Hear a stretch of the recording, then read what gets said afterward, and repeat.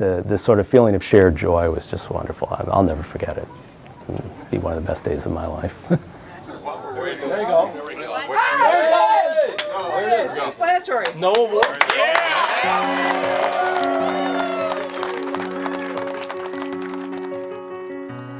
It was just so great to hear it.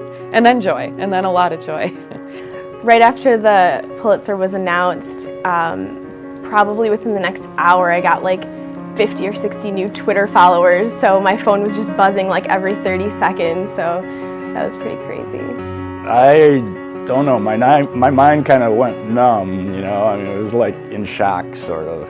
And people started applauding, so I turned around and looked back at the elevator, because I figured somebody must have followed me into the newsroom, and they said, "Hey, did you know you won the Pulitzer?"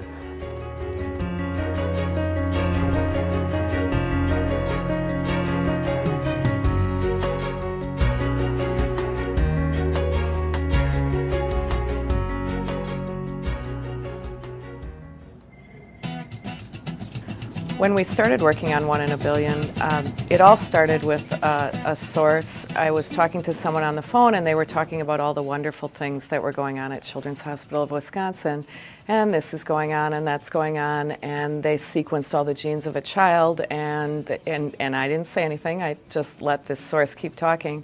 And I got off the phone and I ran over to Mark and said, "You're not going to believe this. They just sequenced all the genes of a kid at Children's Hospital." She comes running up and she was really excited, and she said, "Would you like to work on this with me?" And Mark told me it was like someone had given him a gift. I knew instantly that it was something I'd be really, really interested in working on. And We both knew right away that that was a pretty amazing thing. it was one of the first times that a patient had ever had all of their genes sequenced. Right from the beginning, Mark knew the procedure. We wrote up a proposal and we were in the project meeting within a couple weeks, and we got a photographer assigned and an interactive person. And I just jumped in and started taking photographs right away before I was even introduced to the family, and little Nick just kind of really took to me for some reason. He thought that was cool, I guess. And this project was different than a lot of the other projects I'd worked on because it did involve so much for interactive online, you know, so we had video and we had the stills, we had photo galleries, we had graphics. My role in the One in a Billion project was really to provide visuals for the story that were hard to describe in the narrative. This project involved a lot of coordination between editors, reporters, graphics, photography, and then all the way over to the design desk and the copy desk. It all had to kind of come together online. I would produce the graphics and then I would ship them over to Alison. I took some of his graphics and made them interactive. We felt like a lot of the online elements of the story told it in a different way and therefore added to the reader's experience. With the graphics, as well as with the videos, each day's graphic and each day's video was a self-contained story. We had a newsroom that's dedicated to telling stories like this and dedicated to putting all the resources around a story that need to be put around a story. And I think we have really strategic editors who knew that the rules were changing and they could package it for the new online component rules, and I'm really glad they did. We realized that the only thing that could stop, it was a good story, and the only thing that could stop us from telling it was us, because the infrastructure in our newsroom just paved the way for this story to happen in a multimedia way.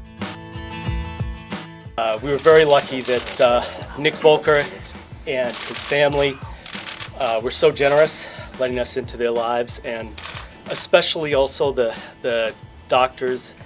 I think this story sends a really good message about the best of Wisconsin. It's people who do high-powered intellectual research. Well, we believe that one of the best ways we can serve our community and our state is by doing in-depth investigative and explanatory journalism that our readers can't find anywhere else. So whether we're reporting about child care scams or whether we're reporting about doctors on the cutting edge of medicine and science trying to save a little boy, that's what we're trying to provide.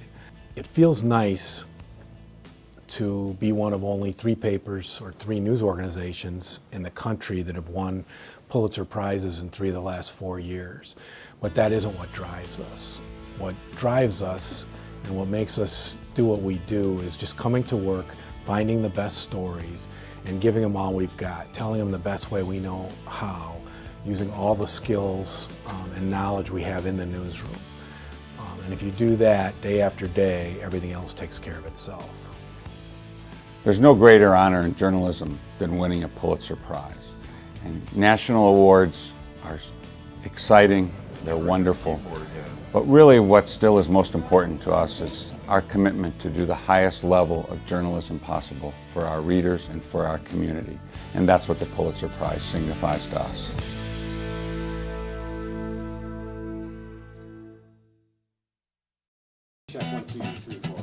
Check 1, 2, 3, 4.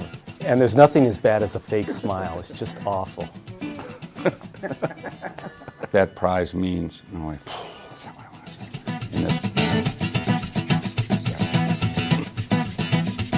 say. I sort of know what I want to say. Or are you, well, the honor of,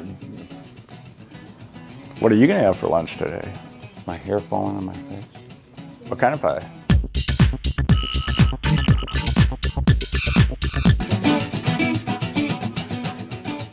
Does it look goofy or is it okay? I should probably get rid of my gum. I'll just swallow it. I don't really care. Just do one, and if it sucks, you can get somebody else. Okay. I stumbled a little bit in the beginning, but I don't know. I love the camera. Kiss the camera. Okay.